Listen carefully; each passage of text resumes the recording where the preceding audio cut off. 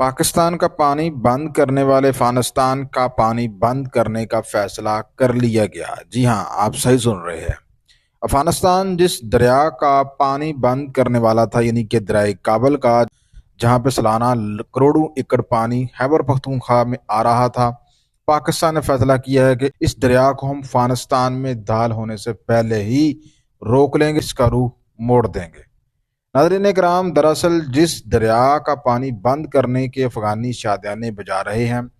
وہ دریا دراصل پاکستان سے ہی افغانستان جاتا ہے۔ پاکستان کے چترال سے یہ دریا افغانستان کے کنڑ میں داخل ہوتا ہے، جس کو دریائے کنڑ بولا جاتا ہے، اور یہ جلال آباد کے پاس جا کر دریائے کابل میں انٹر ہوتا ہے، اور پھر دریائے کابل جو ہے وہ پختونخوا میں داخل ہوتا ہے۔ اب پاکستان نے یہ فیصلہ کر لیا ہے کہ اب وہ اس دریا کا پانی جو ہے روک دے گا، اور یہ دریا جو ہے جو کہ افغانستان میں داخل ہوتا ہے، اس دریا کا رخ موڑ دے گا دریائے سوات کی طرف، اور اس سلسلے کے لیے پہاڑ کے نیچے سے ایک سرنگ کھودی جائے گی، اور وہ پانی جو ہے وہ دوڑتا ہوا پہاڑ سے نیچے دریائے سوات کی طرف آ جائے گا۔ اور اس پہ نہ صرف بجلی کا منصوبہ بھی لگایا جانے کا فیصلہ کیا گیا ہے، بلکہ پانی مزید جو ہے وہ سٹوریج ہوگا، اور اس کو مومن ڈیم کی طرف موڑنے کا جو ہے وہ فیصلہ کیا گیا۔ اس حوالے سے حکومت پاکستان نے فوری طور پہ فیزیبلٹی رپورٹ کے اوپر کام شروع کر دیا ہے،